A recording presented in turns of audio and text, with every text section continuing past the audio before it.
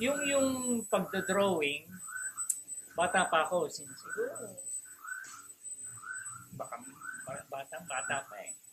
Maliit pa, nakita ko yung picture ko, yung mga pictures kami na kita ko nagdo-drawing ako sa blackboard. So, ibig sabihin, nung bata pa ako, drawing na akong drawing. Hindi ako mahihiling mag-aral. Kahit sa school eh, halos di ako nakikinig. Puro drawing, mga notebooks ko, yung mga basta nakakita kong papel. Nag-aaral ako ng fine arts sa University of the East. Graduate ako ng fine arts. Major in advertising, hindi painting. Kaya lang, nung after nag-graduate ako, parang mas feel ko yung magpinta. So, napunta ako. Pag-graduate 1980, batch 1980 yun. Tapos, nag-work 1 year. Hindi ko gustong, may oras eh. Sa opisina. So, parang masyado parang nasasakal. So, nagpinta ako. 1982, nag-start ako as a full-time artist. Nung nagpipinta pa ako, ang mga subjects ko ay mga floral na malalaki at gumagawa ko mga still life, mga landscape. Yan ang pinaka-comfort zone ko. Pagkatapos na nag-explore ako, ito yung ngayon, sa modern mixed media, medyo na lumabas ako sa comfort zone. Medyo mahirap pero masaya. Masaya yung gawin. Siguro ito yung totoong ako eh. Kasi noon, sabi ko nga, nagpipinta ako para mabuhay. Ngayon eh, nabubuhay ako para mag-create ng art. Kapag gumawa ako ng isang artwork, pagkatapos nun, at gumawa naman ako ng panibago, iba na naman yung pakiramdam ko. Ibig sabihin, parang kapag natapos ko ng isang artwork, na paglipasan ko na, kumbaga na-absorb na ng spirit ko yung narating ko na yung pinaka-interesting na part ng trabahong yon. Ibang na naman uli eh, sa panibagong trabaho. So, kung sa ganda, marami akong pwedeng piliin sa trabaho ko. Pero hindi ko pa rin makita yung tunay na parang may hinahanap pa rin. 1985 pa ginagawa ko nito. Ito yung tinatawag ng steampunk.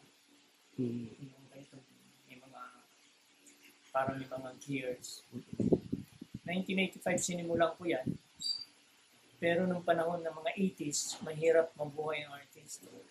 Lalo na ang gagawin mo ay medyo hindi ka tanggap-tanggap sa market. At siyempre sa sacrifice ko yung buhay ng pamilya ko. May mga anak na akong nag-aaral. May mga, siyempre, meron akong pamilya. Kailangan sila mabuhay. So, gumawa ako ng tipong madaling tanggapin sa market. So, hindi ko pa mailabas yung tunay na ako nun. Which is, ito na yon. Tapos, dito na, yung nakagraduate na yung mga anak ko, kumbaga na mas less na yung aking pressure, medyo mas relax na ako sa buhay. Doon ko inilabas yung tunay na karakter na aking trabaho. Ito na yung lumabas. Pero hanggang ngayon, nag-eksperimento pa rin. Hinahanap ko pa rin yung talagang ako bilang sa trabaho. Masaya ako dito eh sa pagpipinta. Parang ito yung yung passion nandito. Yung puso ko nandito. Basta kapag nagpipinta, ito yung pinaka masayang part sa buhay ko.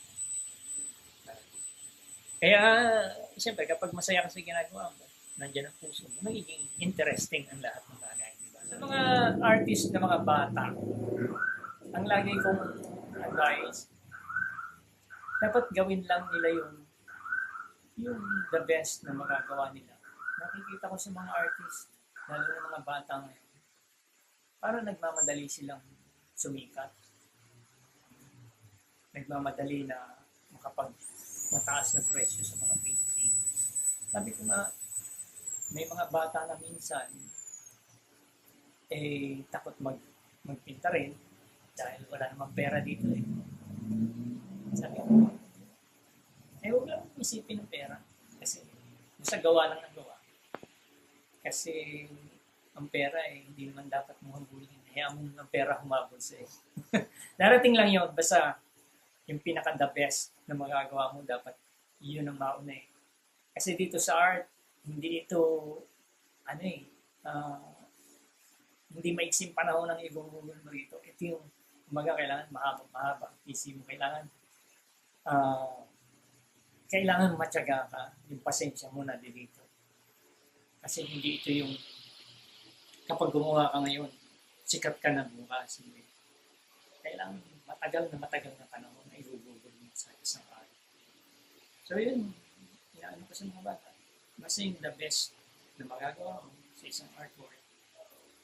Kung sa bagay, kahit naman anong aspekto ng buhay, kahit ano ka pa, kailangan yung pinaka-the best. Lagi ko rin sinasabi sa mga artist, ang artist, hindi lamang magaling kang artist, kailangan mabuti ka rin tao. Kasi ang artist, tao rin.